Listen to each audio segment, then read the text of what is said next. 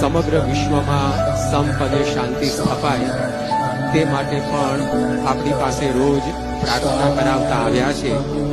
કારણ કે સ્વામીશ્રીના અંતરમાં માનવ માત્ર માટે કરુણા છે. તેઓ સૌનું ભલું ઈચ્છે છે. તેથી જ ગઈકાલથી ઈરાન, અમેરિકા અને ઇઝરાયલ વચ્ચે ફાટી નીકળેલા ભીષણ યુદ્ધથી સ્વામીશ્રીનું હૈયું ખૂબ જ વ્યથિત અને દ્રવિત થઈ ઉઠ્યું છે. અને દ્રવિત થઈએ તેઓએ આપણને સૌને આજે આદેશ આપ્યો છે કે આ જે ભીષણ સંગ્રામ શરૂ થયો છે તે વહેલી તકે વિરામ પામે.